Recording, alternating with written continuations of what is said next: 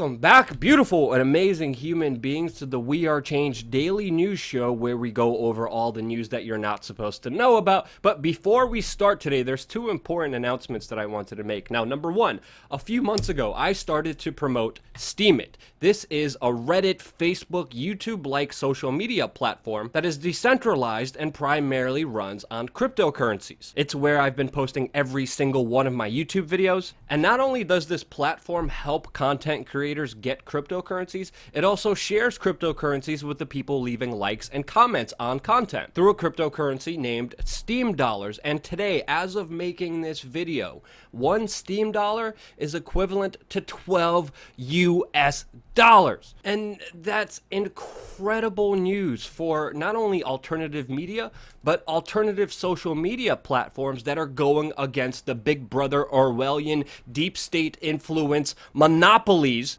that have been wrapped up in many scandals because of their political censorship, like we've seen from YouTube that has been censoring and demonetizing our videos, and platforms like Facebook, Twitter, and Reddit that obviously lean towards the establishment and have an obvious political agenda. And now with Steemit, there's finally an alternative. And it's definitely not too late to join Steemit, and I definitely recommend it. You don't have to invest any money into it, and you get rewarded for simply liking content and leaving comments on it, especially the sooner content is posted on that platform. So from now on, every time I do post the Steemit, I will actually post the Steemit link right on the comment section of this video, and also on my Twitter account, twitter.com/LukeWeAreChange, which obviously helps me and also helps you earn cryptocurrencies, along with what everyone has been asking me to do, which I will now finally do, and link every article that I talk about in these news videos into the Steemit post. So if you want to see all the sources and fact check everything that I'm saying,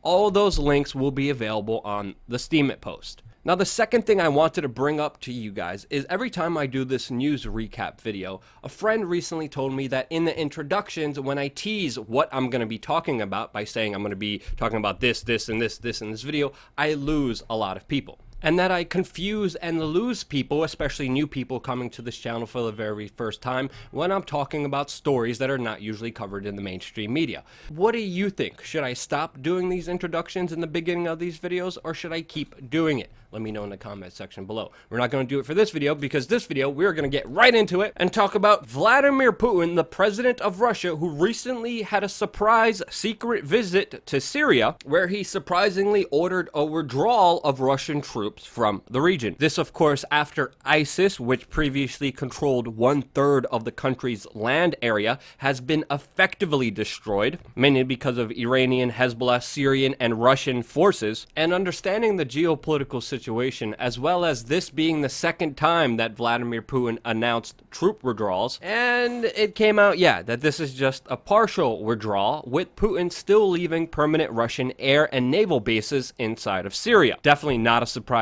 there, since the United States still has thousands of US troops boots on the ground inside of Syria, with Israel and Saudi Arabia lobbying to have more influence on the region and to mainly counter Russia's ally Iran. Plus, historically speaking, empires that send their troops to a foreign land historically don't leave that region unless they're totally defeated. Now, Vladimir Putin didn't stop there with his geopolitical chess game. He also just signed an agreement with Egypt, a nuclear agreement that of course deepens their alliance with that country, and as well as Turkey to decide the future fate of the Syrian state. With now Turkey just moments ago saying that they no longer see the Syrian government as a threat.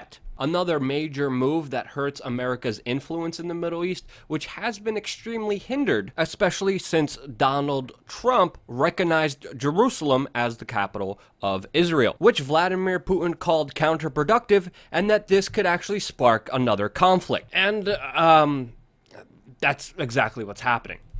And with Israel being able to successfully lobby the United States for their benefit, like uncovered by the Russiagate investigation by Robert Mueller, where Israel was caught soliciting the United States to derail the United Nations vote against them and their Israeli settlements, And now with Donald Trump making that huge announcement and moving the U.S. Embassy to Jerusalem like he did last week, we are seeing the repercussions, which is leading to an escalation of a conflict that has been brewing for a very long time already. With even today, the Iranian defense minister coming out and saying that this move will hasten Israel's destruction. Even the Revolutionary Guard commander said that Iran will now support Palestinian forces in order to fight against Israel. Hezbollah has now just declared that the fight for Jerusalem is now their top priority. And, of course, the situation is not light in that region at all. And of course, Israel is answering back by launching an airstrike on Gaza amid violent clashes during protests, which has at least injured 25 people, including 6 children. The violent clashes and protests are only escalating, like we saw in front of the U.S. Embassy in Lebanon. And of course, Israel with incredibly stunning images like this coming out of the country, which of course leads us down to a trajectory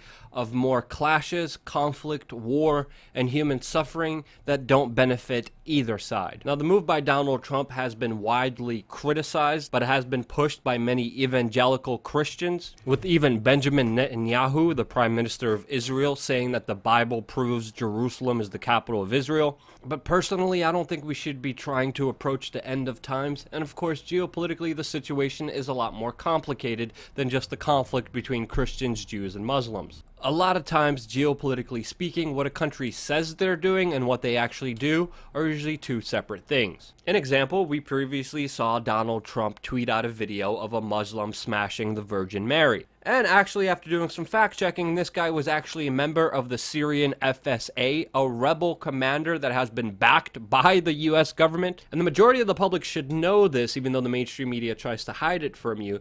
But a lot of foreign policy revolves around the idea that the enemy of my enemy is my friend. And that's why Israel previously supported radical Islamic elements within Syria, as well as the United States, with of course their proxy ally Saudi Arabia in the region. This of course creates a two-pronged problem and makes it a lot more complicated than just religions fighting against each other.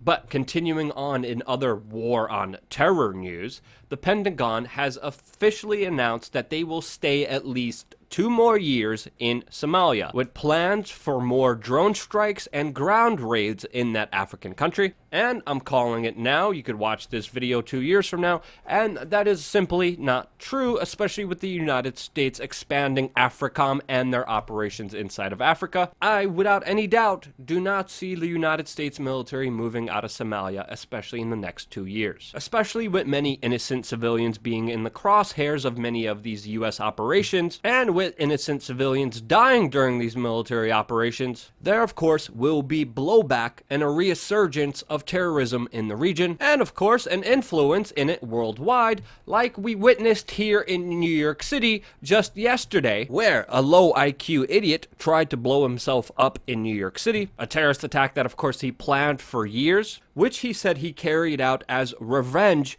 for the bombing of his home country. And I don't know about you, but could we just stop bombing each other? I mean, effectively, 2 wrongs don't make a right. But I think if we would re-examine U.S. foreign policy, this would lead to a stop to a lot of these events.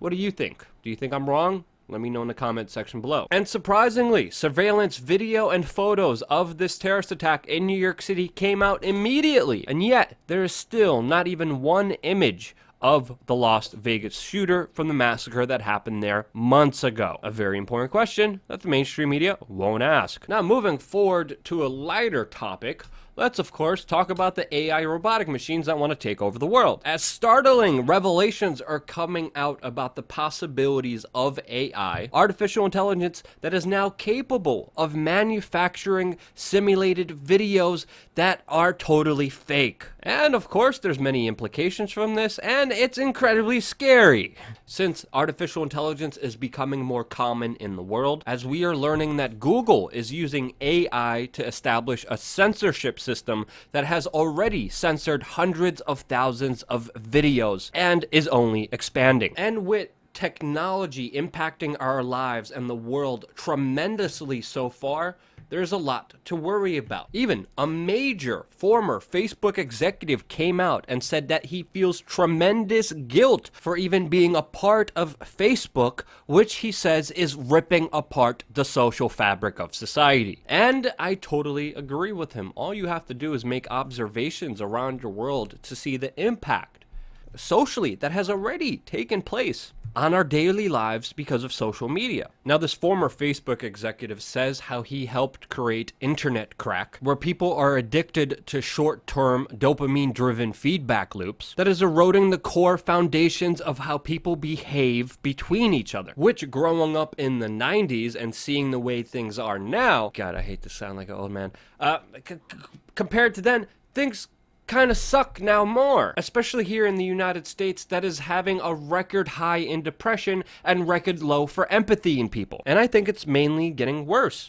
especially with Facebook that actually has been conducting psychological experiments on its users without even telling them. And looking into the future, this will only get worse, especially since human testing has just begun by DARPA that will put brain implants into people that could change their moods, which will be controlled by artificial intelligence. And trying to not be a fearmongerer here, but I pooped my pants reading this article. With technology exponentially advancing, there needs to be a wider conversation around these issues, and there's not. Because the revolution will definitely not be in your timeline, especially against the AI.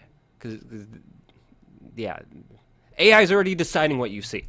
So yeah, that's the world we're living in. Thank you once again for being a part and watching Real Independent Media. Love you guys. Stay tuned for more.